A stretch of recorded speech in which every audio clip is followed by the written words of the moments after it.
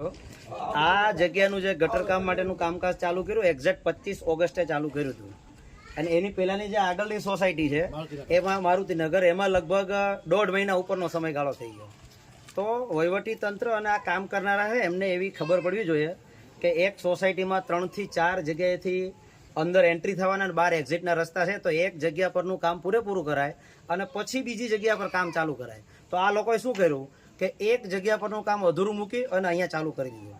માની લો કે પછી એટલે મતલબ કે આ સોસાયટીમાં જેટલા બી અંદર દાખલ થવાના કે બહાર નીકળવાના રસ્તા છે એ હાલ પૂરતા બધા બ્લોક છે.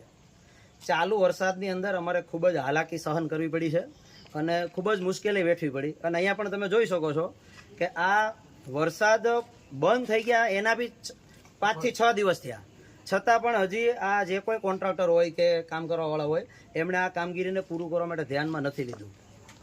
અને બીજું કે એમને ખબર હતી કે વરસાદ આવી ગયો કામ નથી થાય એમ, તો આગળનું જે વ્યવસ્થિત રોડ હતો એને બી તોડીને એને પૂરો કરી દીધો, તો એને બાકી રાખવો હતો ને. એટલે આના માધ્યમથી અમે એવું કહેવા માંગીએ છીએ તમામ પ્રજાજનો લોકો દ્વારા કે તમે જ્યારે પણ આ રીતની કામગીરી હાથમાં લ્યો છો તો એક બાજુનું કામ પૂરું થાય ત્યાં વ્યવસ્થિત બધું થઈ જાય પછી જ બીજી બાજુ તમે ખાતમુહૂર્ત કરો. આ લોકોએ કામગીરીમાં કેવું કર્યું, એક બજારે અધૂરું મૂક્યું, બીજી જગ્યાએ અધૂરું ચાલુ કર્યું, જેના લીધેથી લોકોને ખૂબ જ મુશ્કેલી સહન કરવી પડી છે. અને આ અવાજ આ બધા જ લોકો વતી છે. આપનું નામ? મારું નામ મકવાણા ભાવેશ. વોર્ડ નંબર 4ના જે રાણીવાવ વિસ્તાર છે, જે બસ સ્ટેશનની એક્ઝેક્ટ સામે આવેલો વિસ્તાર છે, ત્યાં આપણે જોયું છે કે જેવો આપણે એન્ટર થઈએ છીએ ત્યાંથી આખો રસ્તો તૂટેલી હાલતમાં છે. હમણાં ચોમાસાનો સમય છે, અહીં ફોર વ્હીલર ગાડી તો ના આવી શકે પણ 2 વ્હીલર બાઇક પણ ના આવી શકે એવી પરિસ્થિતિમાં છે. લગભગ અહીં 50 થી 60 મકાનો આવેલા છે, 250-300 લોકો રહે છે. નગરપાલિકાને આમાં કોઈ જ રસ નહીં, એવી રીતે ઓરમાયું ભર્યું વર્તન કરે છે. સ્થાનિક લોકોએ 4 થી 5 રજૂઆત કરી નગરપાલિકાને, પણ નગરપાલિકા હજુ કોઈ તસ્દી લેવા તૈયાર નથી. હવે આ લોકોએ લગભગ જ્યારે કામ ચાલુ કર્યું ત્યારે પાલિકાને કીધું કે 7 દિવસમાં રસ્તો બની જાય એવું કોઈ આયોજન કરજો. પાલિકાએ કીધું અમે 7 દિવસમાં આખો રસ્તો બની દઈશું. આજે 1.5-2 મહિના થઈ ગયા ને, 2 મહિનાથી પાલિકાવાળાએ કંઈ કામ કર્યું નથી.